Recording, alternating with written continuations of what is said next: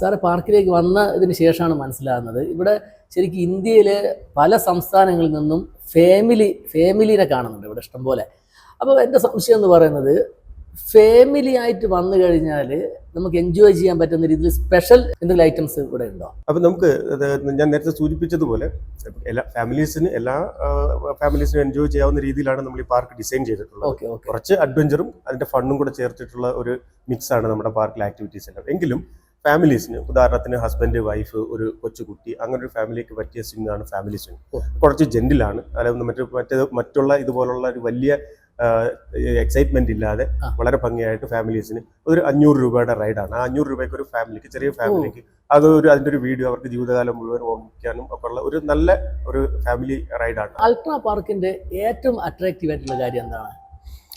Ultra പാർക്കിന്റെ നമ്മളത് പറയുമ്പോഴത്തേക്കും പ്രധാനമായിട്ടും 2 കാര്യങ്ങൾ പറയണം. ഒരു കാര്യം മാത്രമായിട്ട് പറഞ്ഞു കഴിഞ്ഞാൽ അത് കുറച്ച് കുറഞ്ഞു. അപ്പോൾ 2 കാര്യങ്ങളാണ് നമ്മളിവിടെ ഹൈലൈറ്റ് ചെയ്ത് പിന്നെ നമ്മുടെ ഈ ഗസ്റ്റിന് കൊടുക്കാനായിട്ട് ആഗ്രഹിക്കുന്നത്. അതിൽ പ്രധാനമായിട്ടുള്ളത് ബഞ്ചി ജമ്പിങ് ആണ്. ബഞ്ചി ജമ്പിങ്ങിന്റെ പ്രത്യേകത, നമുക്ക് ഈ അടുത്ത കാലത്താണ് ലോകത്ത് ഈ ബഞ്ചി ജമ്പിങ് എന്ന് പറയുന്ന ഒരു അതിസാഹസിക വിനോദത്തിന്റെ ഇത് വരുന്നത്. കുറച്ചു കാലമായിട്ട് വിദേശ രാജ്യങ്ങളിലൊക്കെ ഉണ്ടെങ്കിലും നമുക്ക് ഈ പേര് തന്നെ പരിചിതമായിട്ട് വരുന്നതേ ഉള്ളൂ. സാധാരണക്കാർക്ക് ബഞ്ചി ജമ്പിങ് എന്താണെന്ന് അറിയില്ല, ചെയ്തിട്ടില്ല, കണ്ടിട്ടില്ല.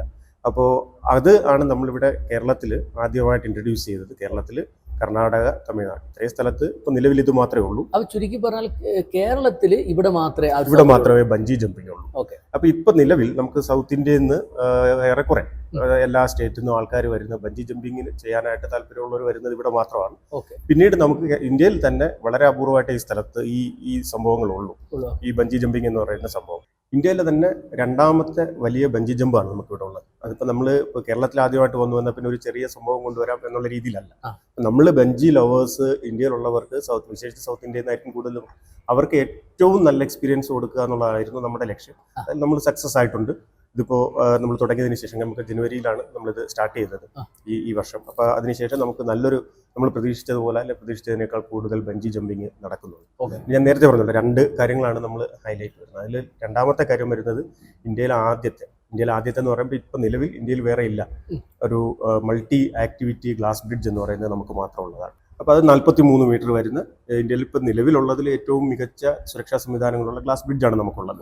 അപ്പം നമുക്ക് ഒന്നിലധികം ഗ്ലാസ് ബ്രിഡ്ജ് കേരളത്തിലുണ്ടെങ്കിലും ഇപ്പം നിലവിലുള്ളതിൽ ഏറ്റവും നീളം കൂടിയതും അതുപോലെ തന്നെ ഏറ്റവും സുരക്ഷാ സംവിധാനമുള്ള, നമ്മൾ അതിന് തിരഞ്ഞെടുത്ത ഗ്ലാസ്, അത് ഫിക്സ് ചെയ്ത രീതി, അതിന് വേണ്ടിയിട്ടുള്ള ഫ്രെയിം, അത് ഞാൻ നേരത്തെ പറഞ്ഞ 43 മീറ്റർ 23 മീറ്റർ കാൻഡിലിവറാണ്. സാറേ, മറ്റൊരു സംശയമുള്ളത്, ഇവിടെ എന്തൊക്കെ സുരക്ഷാ മാനദണ്ഡങ്ങളാണുള്ളത്, അല്ലെങ്കിൽ എന്തൊക്കെ സുരക്ഷാ പരീക്ഷണങ്ങളാണ് ചെയ്തിട്ടുള്ളത്? ഗ്ലാസ് ബ്രിഡ്ജിന് ഇന്റർനാഷണൽ ലെവലിൽ തന്നെ ഒരു പിന്നെ സുരക്ഷാ മാനദണ്ഡങ്ങളുണ്ട്.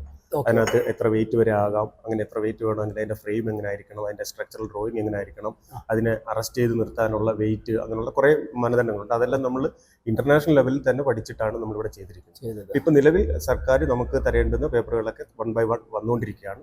അപ്പോൾ അത് സർക്കാരിന്റെ തന്നെ ഗൈഡ് ലൈൻ വരുന്ന മുറയ്ക്കായിരിക്കും നമുക്ക് അതിന്റെ ഒരു ഫൈനൽ അപ്രൂവൽ കിട്ടുന്നത്. അപ്പോൾ അതിന്റെ പ്രൊസീജിയർ നടന്നുകൊണ്ടിരിക്കുന്നു. നിലവിൽ നമുക്കിത് പ്രവർത്തിപ്പിക്കുന്നതിന് ആവശ്യമായ എല്ലാ ഡോക്യുമെന്റ്സും ചുരുക്കി പറഞ്ഞാൽ ചെയ്യാവുന്നതിന്റെ മാക്സിമം ചെയ്തിട്ടുണ്ട്. കാരണം നമ്മുടെ ലക്ഷ്യം തന്നെ മാക്സിമം എൻജോയ്മെന്റ്, മാക്സിമം സേഫ്റ്റി എന്നുള്ളത് തന്നെയാണ്. അപ്പോൾ നമ്മൾ ഇവിടെ ഉപയോഗിക്കുന്ന മുഴുവൻ സേഫ്റ്റി ഗിയേഴ്സും, ഇപ്പോൾ ഹാർനസ് ആണെങ്കിലും കാരാബിനർ ആണെങ്കിലും അതുപോലുള്ള ബന്ധപ്പെട്ട എല്ലാ സേഫ്റ്റി ഉപകരണങ്ങളും നമ്മൾ വിദേശത്ത് നിന്ന് വരുന്നതാണ്. അത് മാത്രമല്ല, നമ്മൾ എല്ലാ ദിവസവും രാവിലെ 9 മണിക്ക് പാർക്ക് ഓപ്പൺ ആയി കഴിഞ്ഞാൽ നമ്മൾ അരമണിക്കൂർ ഇതിന്റെ സേഫ്റ്റി ചെക്കിംഗ് ആണ്. ആ സേഫ്റ്റി ചെക്കിംഗ് ചെയ്തതിന് ശേഷം അതിന്റെ റിപ്പോർട്ട് വന്ന് അത് ഓക്കെ ആണെന്ന് ഇതിന്റെ ടെക്നിക്കൽ ഹെഡ് പറഞ്ഞാൽ മാത്രമാണ് നമ്മൾ ഓരോ റൈഡും സ്റ്റാർട്ട് ചെയ്യുന്നത്. അപ്പോൾ ഇത് പിന്നെ പാർക്ക് സ്റ്റാർട്ട് ചെയ്യുന്നത്, ഓപ്പൺ ചെയ്യുന്നത് രാവിലെ 9 മണിയാണ് നമ്മുടെ ഔദ്യോഗികമായിട്ടുള്ള സമയം. 7 മണി തൊട്ട് നമ്മുടെ പാർക്ക് ഓപ്പൺ ആണ് വാസ്തവത്തിൽ. സേഫ്റ്റി ഫീച്ചേഴ്സ് എല്ലാം ചെക്ക് ചെയ്തതിന് ശേഷം നമ്മൾ എല്ലാ കാര്യങ്ങളും ചെക്ക് ചെയ്ത് അതിന്റെ ടെക്നിക്കൽ റിപ്പോർട്ട് വന്ന് ഓക്കെ എന്ന് ടെക്നിക്കൽ ഹെഡ് ഓക്കെ പറഞ്ഞു കഴിയുമ്പോഴാണ് നമ്മൾ റൈഡ് സ്റ്റാർട്ട് ചെയ്തത്. അപ്പൊ ചുരുക്കി പറഞ്ഞാൽ ഈ ട്രാവലേഴ്സിന് പാർക്കിലേക്ക് വരാനുള്ള സമയം 9 മണിയാണ്, അല്ലെങ്കിൽ 9 മണി തൊട്ട് 9 മണിയാണ്. അത് 9:30 നമുക്ക് അവരുടെ റൈഡ് കൊടുക്കാം. 9 മണി തൊട്ട് അവർക്ക് ഗ്ലാസ് ബ്രിഡ്ജ് എൻജോയ് ചെയ്യാം. അപ്പോഴത്തേക്ക് നമ്മുടെ റൈഡുകൾ സ്റ്റാർട്ട് ചെയ്യാം. അപ്പോൾ അതിലേക്ക് അവർക്ക് പോകാൻ കഴിയും.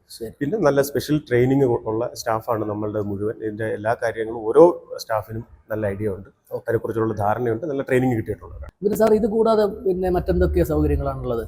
നമുക്ക് വേറൊരു പ്രധാനപ്പെട്ട ഒരു സ്വിംഗ് ഉള്ളത് ക്ലാസിക്കൽ സ്വിംഗ് ആണ്. ക്ലാസിക്കൽ ജയന്റ് സ്വിംഗ് ആണ്. അതിൽ തന്നെ നമുക്ക് സിംഗിളായിട്ട് ചെയ്യാം. സിംഗിളായിട്ട് ചെയ്യുമ്പോൾ ഒരു 650 രൂപയാണ് അതിന് ഫീസ് വരുന്നത്. അതുകൂടാതെ നമ്മൾ കപ്പിളായിട്ട് ചെയ്യുമ്പോൾ 1000 രൂപ അതിൻ്റെ ഫീ വരും.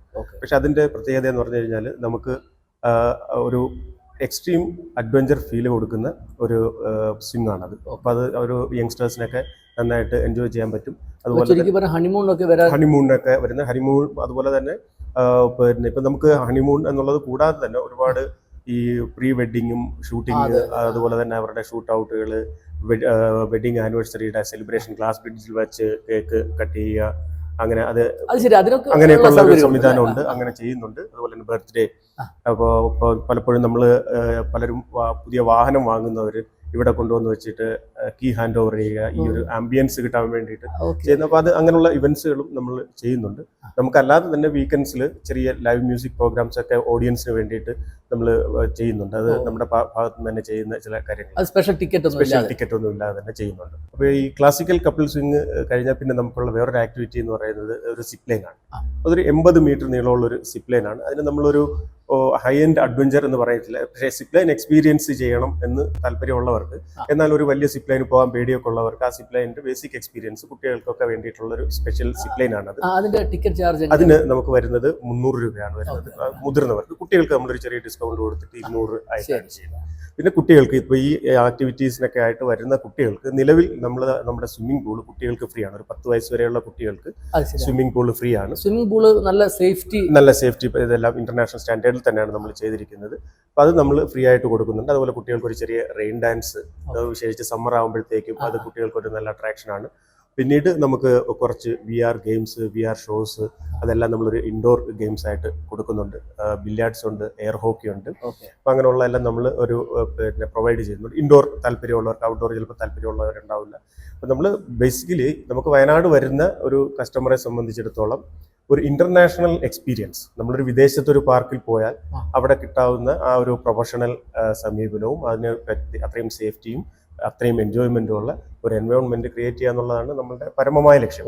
നമ്മൾ അതിനോടാണ് അടുത്ത് വരുന്നത്. നമ്മൾ അതിന്റെ ഒരു ഏറ്റവും അടുത്ത ഒരു ഇതിലേക്കാണ് ഉള്ളത്. നമ്മൾ അതിന്റെ പൂർണ്ണതയിൽ എത്തിക്കൊണ്ടിരിക്കുകയാണ്. ഒരു ഇന്റർനാഷണൽ എക്സ്പീരിയൻസ് വയനാട് കൊടുക്കുക എന്നുള്ളതാണ് നമ്മളുടെ ലക്ഷ്യം. ഇപ്പോൾ വയനാട് അൾട്രാ പാർക്കിന്റെ ഈ വീഡിയോ പ്രിയ സുഹൃത്തുക്കൾക്ക് ഇഷ്ടമായെന്ന് പ്രതീക്ഷിക്കുകയാണ്. ഇഷ്ടമായിട്ടുണ്ടെങ്കിൽ നമ്മുടെ ചാനൽ സബ്സ്ക്രൈബ് ചെയ്ത് പ്രോത്സാഹിപ്പിക്കുക. അൾട്രാ പാർക്കിനെ കുറിച്ച് മറ്റെന്തെങ്കിലും സംശയം ഉണ്ടെങ്കിൽ സാറിൻ്റെ നമ്പറാണ് ഈ താഴെ കാണുന്നത്. അപ്പോൾ സാറിനെ വിളിച്ചിട്ട് നിങ്ങൾക്ക് സംശയം നിവാരണം ചെയ്യാവുന്നതാണ്. അപ്പോൾ എന്തായാലും നമ്മുടെ ഈ ചെറിയ ചാനലിന് വേണ്ടി ഇത്രയും സമയം നമുക്ക് വേണ്ടി അനുവദിച്ച നമ്മുടെ അൾട്രാ പാർക്കിൻ്റെ ജനറൽ മാനേജർ നവീൻ സാറിനോട് ആത്മാർത്ഥമായി നന്ദി അറിയിക്കുകയാണ്. സാറേ, thank you. All the best. Thank you.